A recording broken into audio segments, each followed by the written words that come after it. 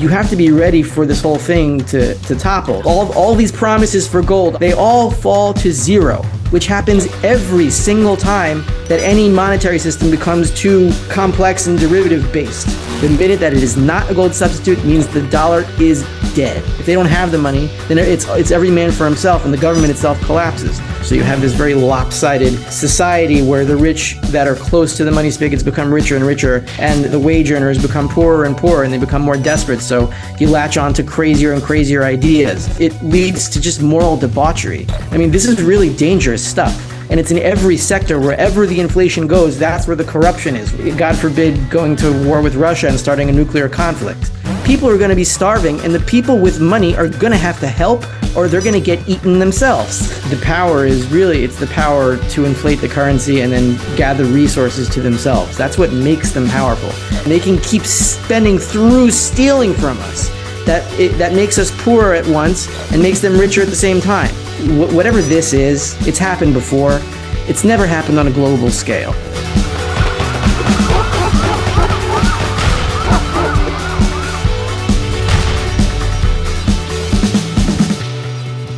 Hi folks, Canadian Prepper here. Well, we got a very special guest on the channel today, guys. I'm very excited about this. And before we get into this, I want to say this isn't fiduciary financial advice. Only consult with a certified financial advisor for that. But I'm hoping that my guest, Rafi Farber, is going to be able to break down how this current financial system works and why it is potentially doomed to failure. He takes a very clear first principles approach to deciphering the financial system. He describes himself as a libertarian and adherent of the Austrian School of Economics, and the author of The Endgame Investor, a goal-based approach to protecting wealth and profiting off of Fed inflation. So welcome to the channel, Rafi. And if you could explain the gold pyramid metaphor. You talk about this often, and I find it's a very eloquent and simple way of explaining a very intricate system.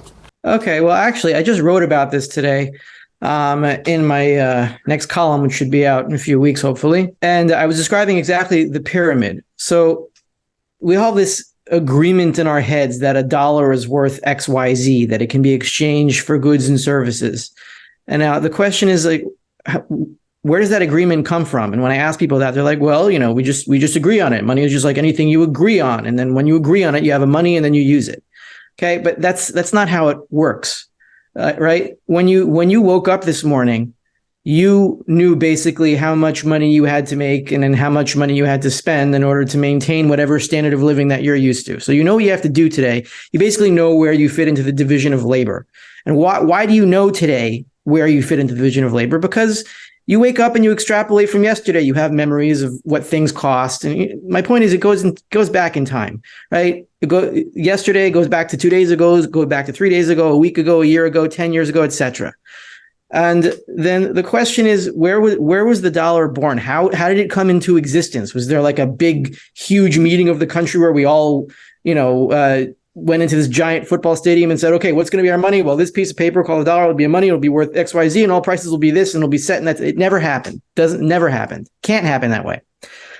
So the answer is the dollar was born from a medium of exchange that was already being exchanged, right? It was already agreed upon that it had value, and that is gold and silver. Then a dollar came in and then, it was a dollar was a coin that was a dollar weight of gold and silver. Like the government or whatever minter came and said, okay, this is a dollar. I'm stamping it. This says dollar. That means this weighs $1 and it is gold or silver, a dollar of gold, a dollar of silver.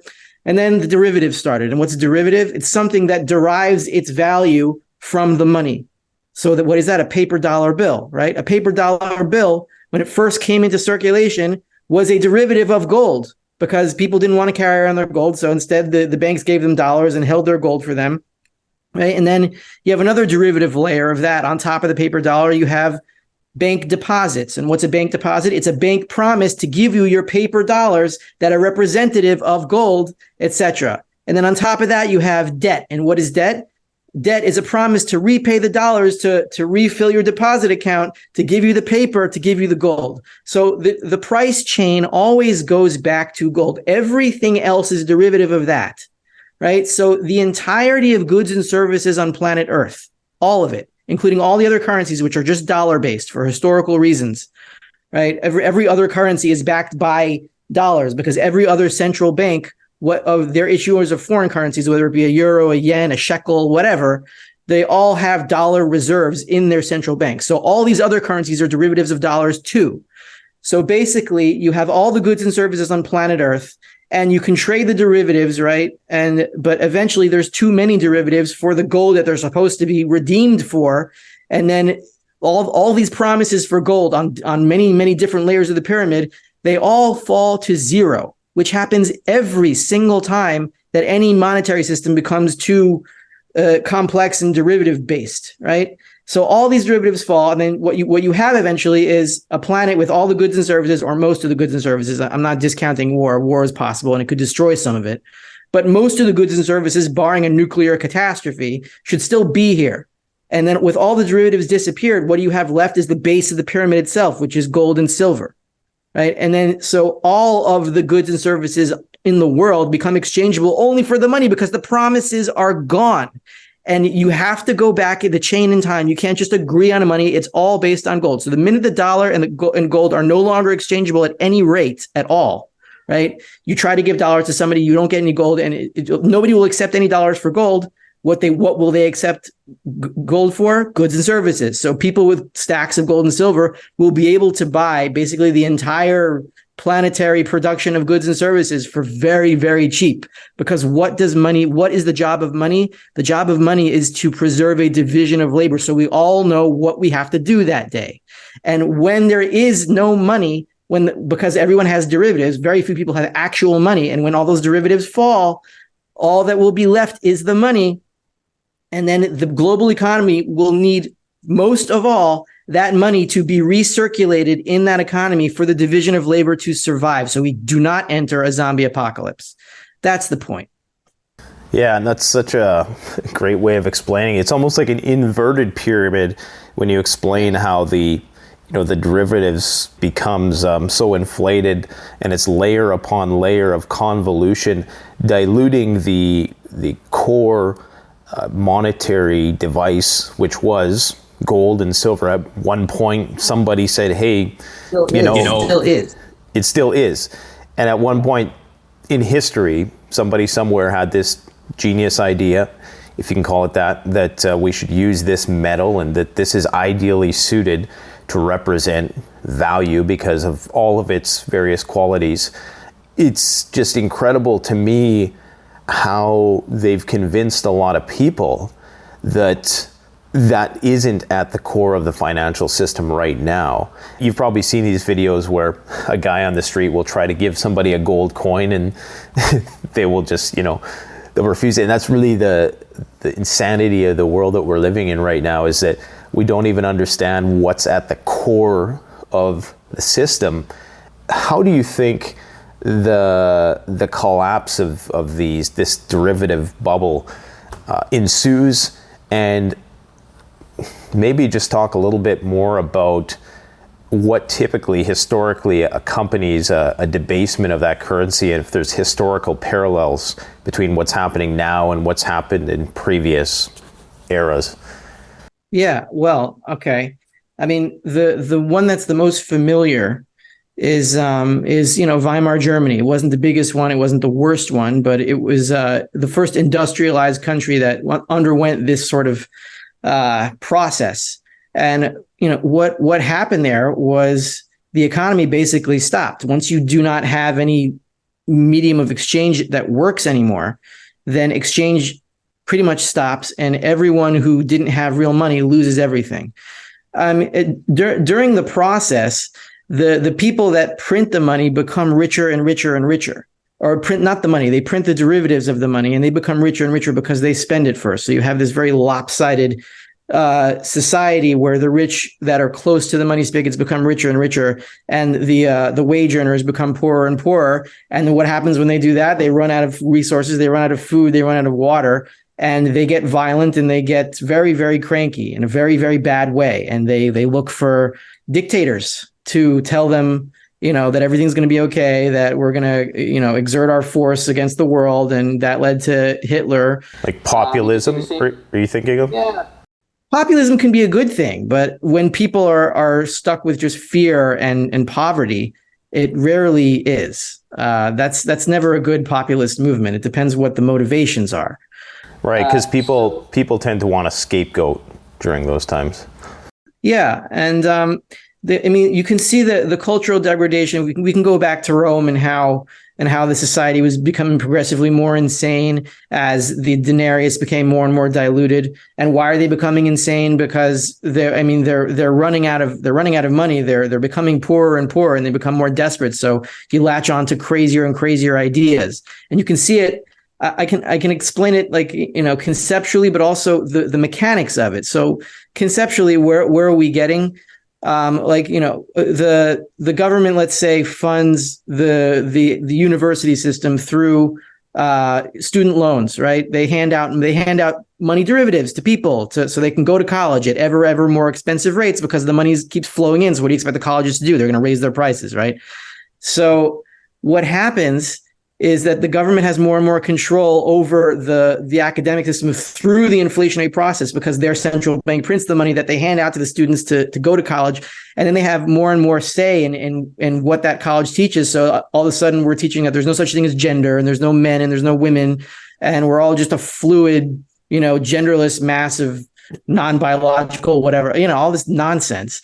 And then it leads to just moral debauchery. Or you could talk about the military-industrial complex, where the money flows into that area of the economy through the Federal Reserve, all the inflation, and then we end up, doing something crazy in Ukraine, and maybe, chas v'shalom, God forbid, going to war with Russia and starting a nuclear conflict. I mean, this is really dangerous stuff. And it's in every sector. Wherever the inflation goes, that's where the corruption is, where you can talk about hospitals or pharmaceutical industry. They get all the money from Medicare, which is a government program, which is funded by primarily inflation. And you end up with what we had in the last 3 years. And I won't talk about that with any, sensitive keywords, but we all know what I'm saying. So you can see every aspect of society becomes corrupted the more the derivatives of gold, right, the more they flow into the system. But eventually there's going to be so much of them that the exchange rate with gold falls over, and then their entire system of corruption just stops. And then it'll be up to us and the preppers and I consider myself a prepper in a monetary sense that it's going to have to be you guys and us guys that are like gold focused, because we're going to have the purchasing power and you're going to have, the services to protect us. I'm sure you have some gold and silver too. I hope you do, so that you can be even more powerful in that world, because we're going to need protection. I'm going to need protection. I have some, but I'm not into that area of it, but we're going to have to team up with purchasing power and goods. Well, I'm sure you have access to a Tavor or two in your country, so I think you'll be okay. I'm of the belief, I share the belief with you, that I don't think human nature has fundamentally changed in 10,000 years, and that likely we will regress back to the mean. But is there anything that you think is a protective factor against that happening, which might see them kick this can down the road for much longer than many of us would anticipate? So you're asking what would have to happen for this whole system not to come down in the short term? Well, okay. I'll play the devil's advocate. I don't believe this is true, but this is what would have to happen. In the 1990s, early 2000s, the entire global economy changed with the internet and interconnectivity, and really the global trade became much more efficient. Right, marketing through Amazon, all these huge behemoths that started to grow in 2000. Like, it made goods and services a lot cheaper generally, so they could keep printing money while the supply of goods and services was increasing even more. As long as the supply of goods and services, here's the analogy that I use is like, let's say you have an apple tree in your backyard, and your backdoor neighbor is like stealing apples from your tree, like really slowly, like maybe one or two a night, and you don't really notice it. And then your tree is still growing and producing more apples than he can steal, right? So you're producing more than he can take. So you don't really do anything about it, and you can keep going. But as soon as he steals more than you can grow, you start realizing it. And then if you can't do anything about it, you'll just chop down the tree, take all the apples, and screw the other guy. Right? You'll destroy your own capital. You'll self-destruct because you don't want to be stolen from anymore. And you need to do something else. So in the 2000s, early 2000s, as the inflationary system was kicking up, the world was able to produce so much more goods and services at a cheaper price that people didn't notice the inflation. Right? The same thing happened in the late 1920s. Like throughout the 20s, there was a huge inflation, but prices stayed generally stable because the 1920s was a huge boom in terms of just not a fake boom, but there was also a fake boom, but in asset prices. But actually, real goods and services were expanding, and people didn't notice the inflation until 1929, when suddenly it just revealed itself. So what would have to happen now is some kind of huge revolution in the production of goods and services that would make everything a lot cheaper and the quality maybe a little bit worse, but basically the same, so people don't notice things. And maybe that could be AI. I don't really think it will be. But if theoretically AI were to increase the efficiency of goods and services significantly, then yeah, the system could go on for another 10 years or so. But I really hope that won't happen, because along with the progression of inflation comes the progression of totalitarian evil. And we got to get out of this now, because our children's lives are in danger. Absolutely. I'm looking at my YouTube button over my shoulder here, and we were talking beforehand about the debasement of the Roman currency and how it corresponded to an increasing level of insanity in society. And I can only think the same trajectory we're on with social media and media in general, in terms of the dilution of what's real. And as originally these YouTube buttons were made of actual gold, I believe, probably due to the fact that there were so few people who had 1 million subs. Now it's been diluted. I think it's just got like gold leaf wrapped around it or something. So I think it's about maybe a gram or so of gold. I'm guessing that in the future it'll be even less so. And it's just another, metaphor for how, far we're straying from what's real. So how do you think this collapse happens? What would it look like if, what is the last domino to fall, if you will? I don't know what order the dominoes will fall in, but I do know that they will fall. Now, nobody knows exactly how the pyramid is structured, in the internal organs of it exactly. We just know the basic shape of it. I could point you to a few different dominoes that I see as possibly falling. But they change like by the month, because maybe it'll be this, maybe it'll be that, but maybe it'll fall at the same time. But the one I'm looking at most recently is Japan, right? They have had interest rates low for much, much longer than the Federal Reserve has, and their money supply has exploded, and they are stuck in a situation where their central bank owns pretty much the entire bond market, right? Which means the yen, I'm getting a little bit too technical here. I'm just trying to try to clear it up. Like, what is a central bank balance sheet? Like, if you just make it a little bit smaller in your head, like if you go to a bank, like say in the 19th century, and you say, look, bank, I have this lump of gold here, put it in your safe and give me some dollar receipts for it. So the dollars are their, the dollars are now the bank's liability, because if you give them the dollars, they have to give you the gold. So they can't, mess with that. And if they try to, they could go bankrupt. So the balance sheet of a central bank is the issuer of that currency. The currency is the liability. The assets are what's on the other side of the balance sheet. So if the assets are debt, right, then the dollar or whatever currency it is the other side of that debt. And the currency only has value as much as the debt has value. And the debt only, and the paradox of a central bank owning the entire debt supply is that all the money is owed back to the central bank, and when money is paid back to a central bank, the money goes out of existence, right? So this is a paradox. So eventually, the yen is going to collapse very quickly. Like this happens with currencies. Like pegs are suddenly abandoned by a central bank, and you see like this huge wobble between, let's say, the euro and the Swiss franc, which happened in 2015. It's going to happen to the Japanese yen. And what they're going to try to do to save it is sell all of their US treasuries, or not all of them, but like a big chunk of them, to try to get the currency back under control. And that's just going to raise interest rates in the US, and then that makes the dollar preferable over the yen, and they abandon the yen even more, and then they have to sell more treasury. It's a positive feedback loop, and it's like when a pyramid, when it starts to wobble, it all falls at the same time. You can't stop it, right?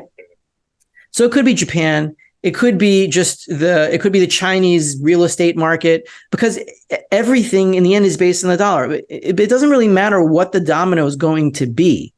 It just matters that you have to be ready for this whole thing to topple. Like we can videotape like the implosion of a stadium or the controlled demolition of a stadium and say, oh, what was the first explosion? Exactly what section was it in? Well, who cares? Like in the end, it came down, and you don't want to be there when it does. What will it look like? Well, imagine this, right? So if gold goes to, let's say, $60,000, $70,000 an ounce, right? To most people, that sounds like, well, okay, fine. So I'll get a much smaller wedding ring for my wife when I propose, or I'll buy less jewelry or something. But everything else will basically be the same. That's how most people think about it. So what, $60,000, $70,000? Who cares? But if you think back to the logic of the pyramid itself, that everything is a promise upon a promise upon a promise upon a promise for gold, then gold is the bottom of the pyramid. And when that swells in dollar value, right, the prices of everything go up, not evenly, not mechanically, but generally they do.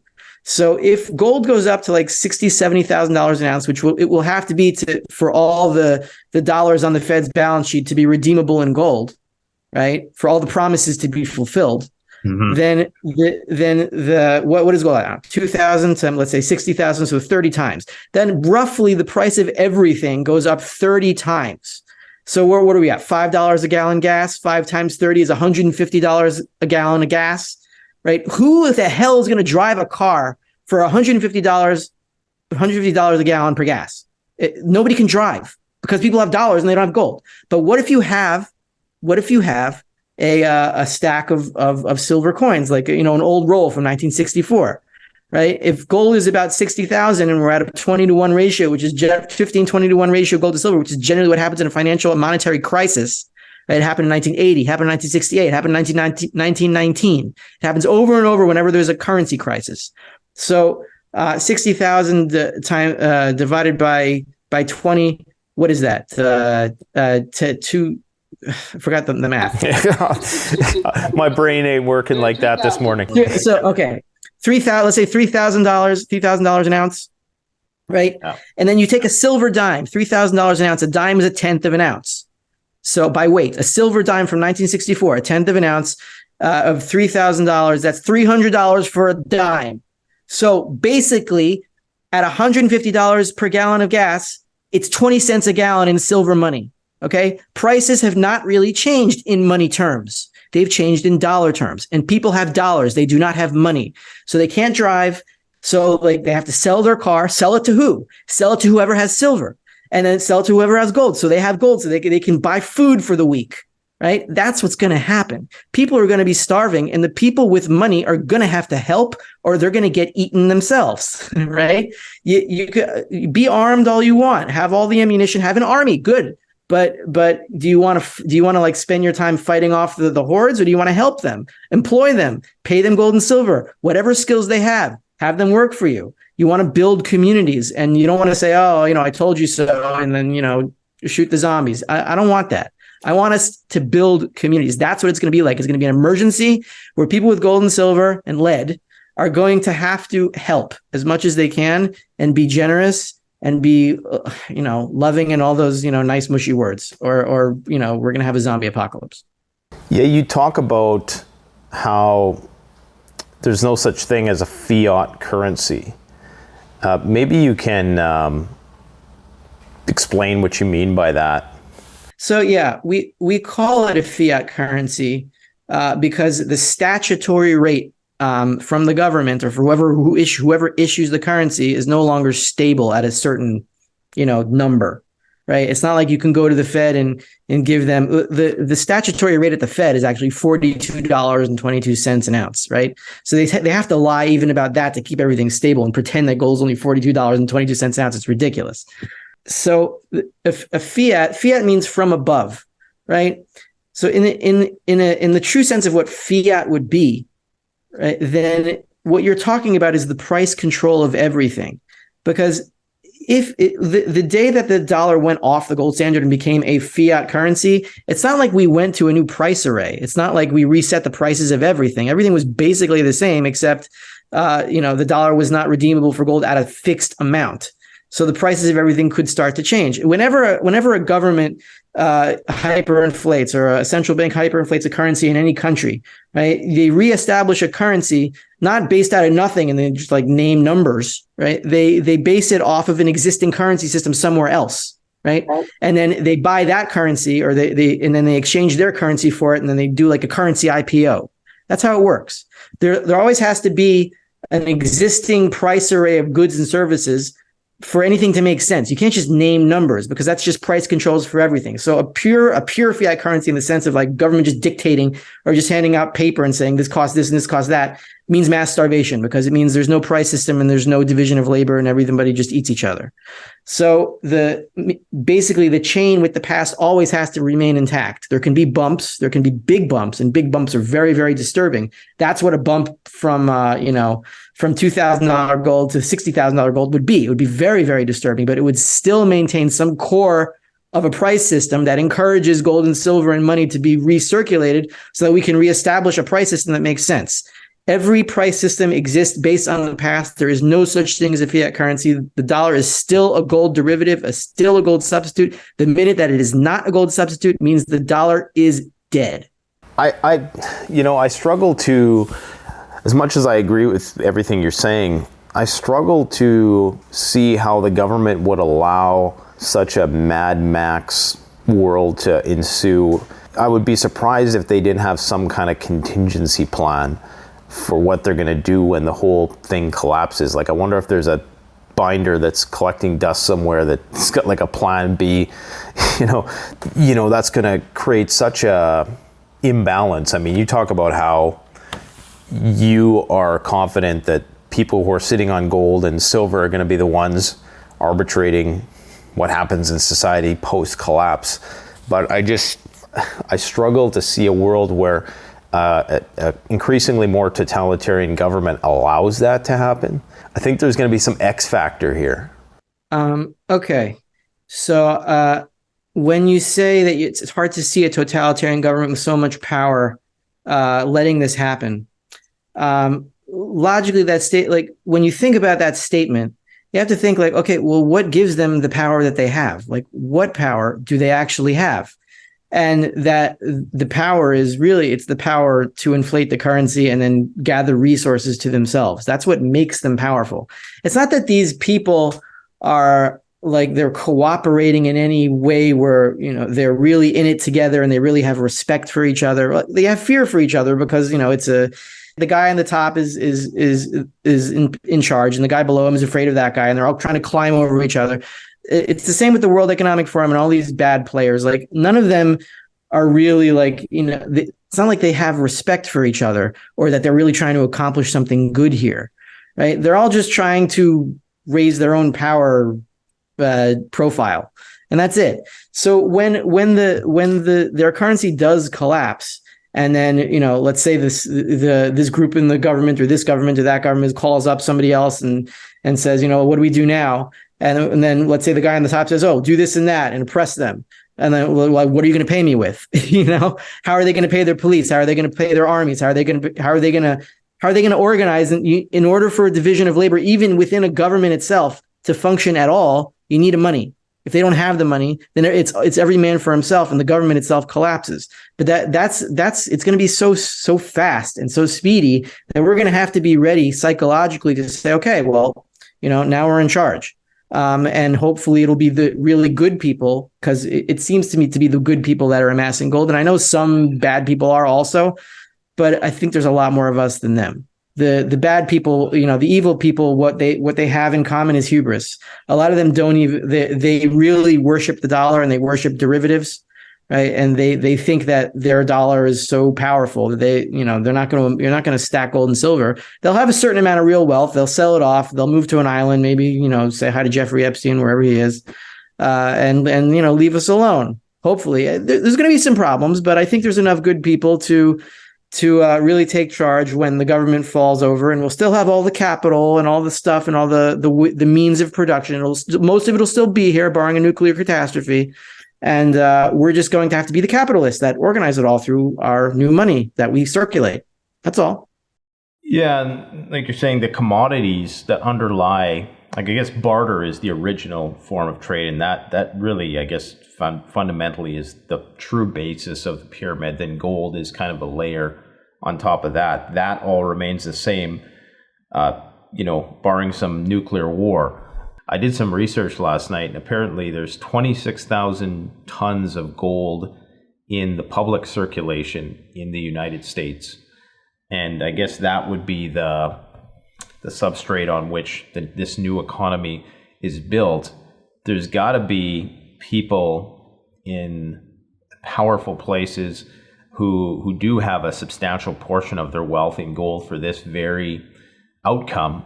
You would think that the people who are currently in control of the system, at least in terms of, they're the furthest out front, would remain as such, as they would proportionally have the same amount of gold.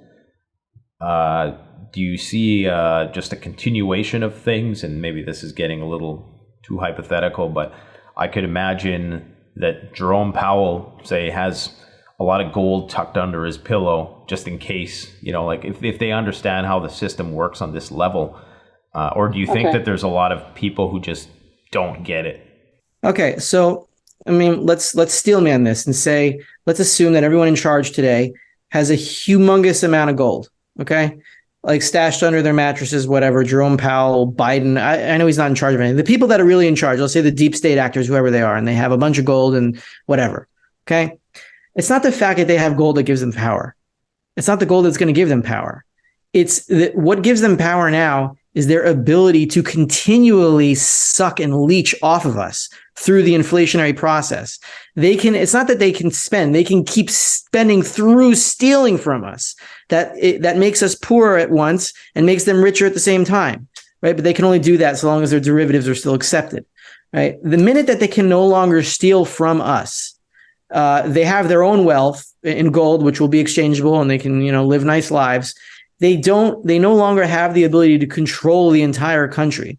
Their sphere of influence shrinks down to the gold they can exchange with the immediate person next to them, right? Because that's what's going to be the immediate end game is going to, we're not going to be trading gold and silver coins for like years, right? I'm saying in the immediate aftermath of this, when the dollar no longer works and banks aren't working, if you want food, you're going to have to give somebody silver coins, right? Or steal it. It's one or the other.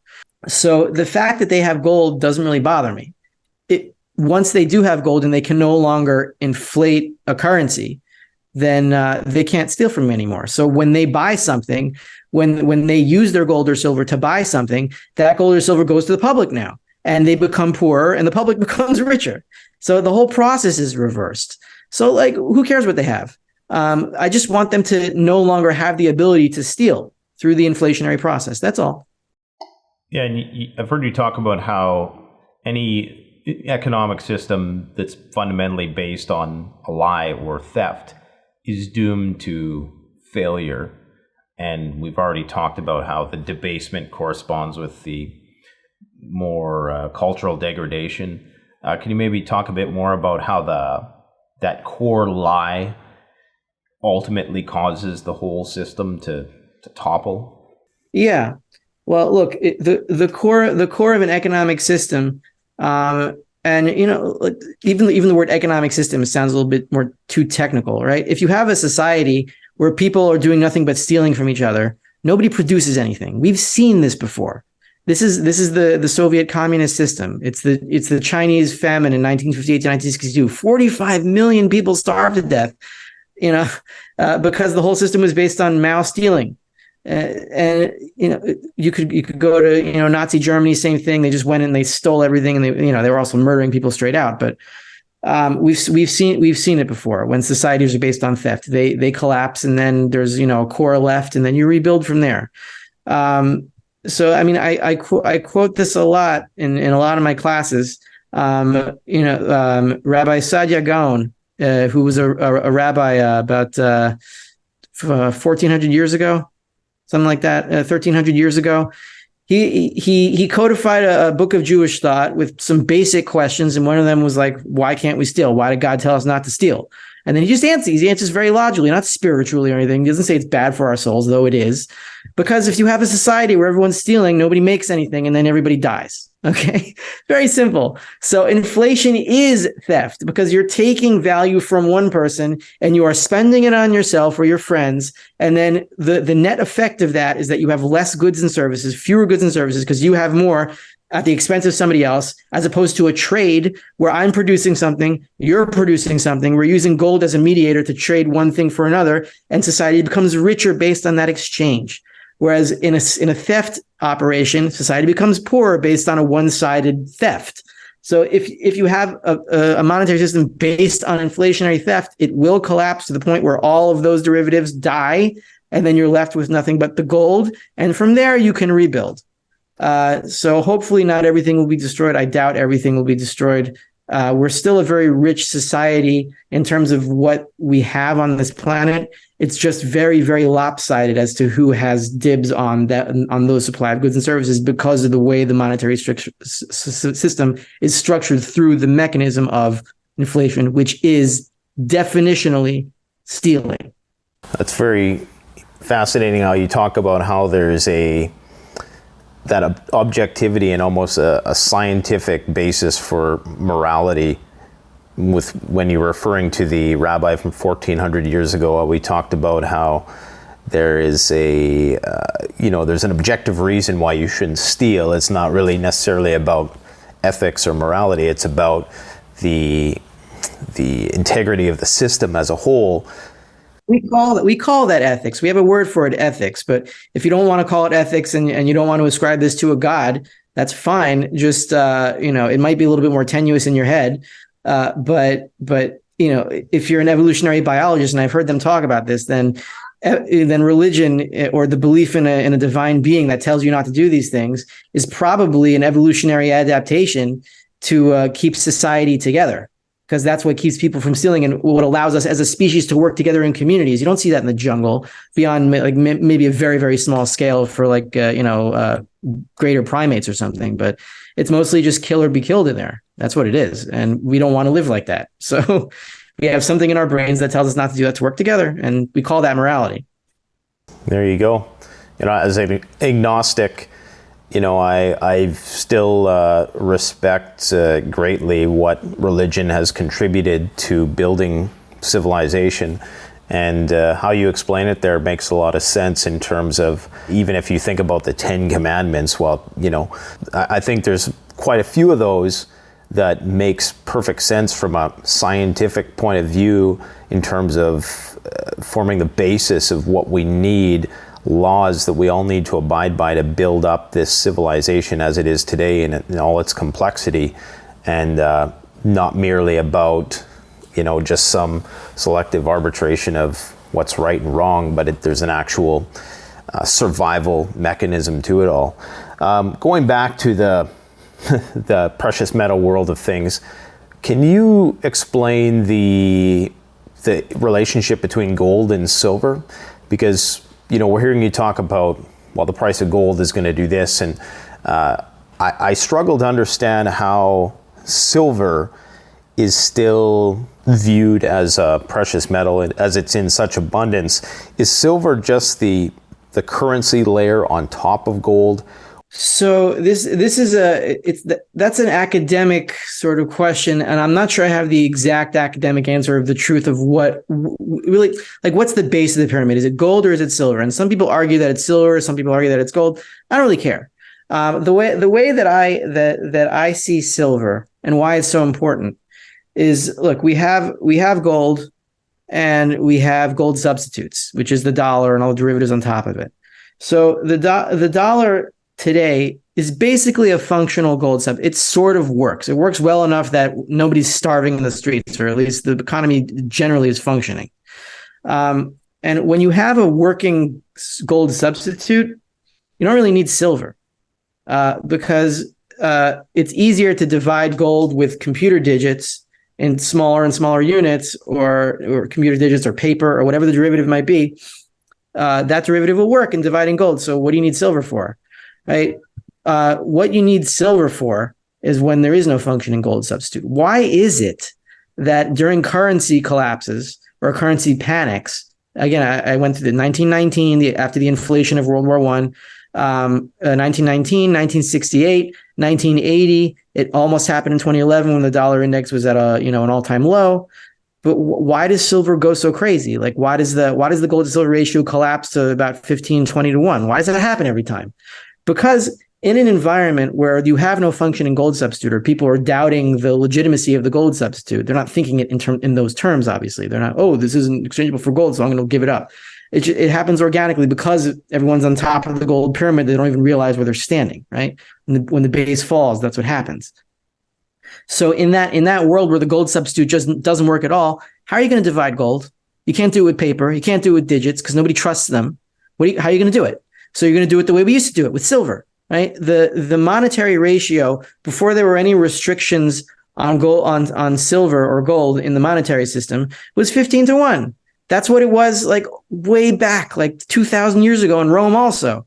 In the Mishnah, one of the earliest rabbinic works, which is written, put down in the early to late Roman Empire. It was the gold to silver ratio in that era was about 100, 200 of the common era. It was 25 to 1. So also in the 15th, 16th, 17th century, it was 15 to 1. Why? Because that's the natural ratio monetarily when you use no derivatives to divide gold. So instead of dividing gold with derivatives, you use silver, right? So in that world where there's no way to divide gold, you can't go into a supermarket with a gold coin and buy some food. You'll have to buy like a whole truckload of food. So how are you going to make retail purchases in the immediate aftermath? You're going to have to use silver coins. Silver is the natural, or you could say God-made, gold substitute. That's how it works, because gold's too valuable. And after the immediate impact crater of the collapse of all the gold derivatives in the world, you're going to have to use silver for retail purchases. And after that, a few months, maybe a year later or so, private gold substitutes will start to circulate again, and then silver will be less and less needed. But in the immediate aftermath, you're going to need silver for retail purchases. So don't you just see the fractional reserve component just manifesting again? Like, don't you just see, so we go back, things collapse, we go Mad Max, riots are in the streets, and then a little bit of time goes by and somebody gets the bright idea, I can keep people's gold. People need a safe place to store their gold. And then I'll give them these, paper IOUs or whatever. And don't you just see the whole system starting over again? Yes, that's possible. So I mean, I can't say that's not going to happen. So I'll give an answer of how I deal with that. Like I have a redemptive sort of theology, right? I'm very deeply conscious of Jewish history. And we've been around for many, many thousands of years. And, I learned this stuff and I speak to my ancestors, what they were going through. And there's a direction. There's a direction to the world, and I feel part of it. And I think, whatever this is, it's happened before. It's never happened on a global scale. There's something going on now, and do you want to call it the end of days or whatever it is that's in your eschatology, personally or emotionally, whatever. I don't know exactly. But I know this is the first time this is the entire planet. I just look outside. Yeah. And it's smoky as hell, so.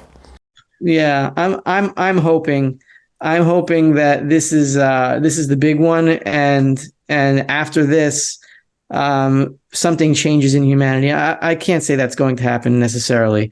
But look, we've done this before in different countries. There's always been hyperinflationary cycles, and they've all ended, and we've all rebuilt from there.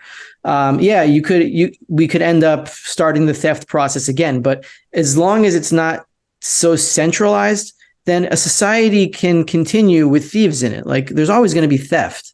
The thing is, you can't have a society based on that. So yeah, maybe some guy will have his gold stored. You'll store your gold with him, and then he'll give you a paper, and then he'll cheat. But as long as he has a competitor, right? In a free market, like free markets make markets more honest, right? Centralized markets or controlled markets make them worse and more corrupt.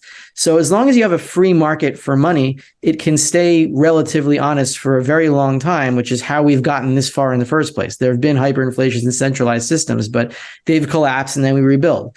Now, I'm hoping from an eschatological point of view that after this global collapse, something will change in humanity and we'll become a better species, whatever that means exactly. But economically speaking, after a big collapse, there's going to be decentralization. We're all going to break up into smaller communities, and then we're going to have to cooperate. And so things will automatically decentralize. So the thieves will exist, but they'll be competed and checked against by the honest people next door, right? So it's easier to control them. Central bank digital currencies, those are terrifying things. They would be the next layer in the pyramid where the government through the central banking system would try to exert as much control as possible over all of our daily lives. You can't fight debt with more debt. You can't fight derivatives with more derivatives. CBDC will not stabilize the pyramid. The best way to support this channel is to support yourself by gearing up at CanadianPreparedness.com, where you'll find high-quality survival gear at the best prices, no junk, and no gimmicks. Use discount code PREPPINGGEAR for 10% off. Don't forget, the strong survive, but the prepared thrive. Stay safe.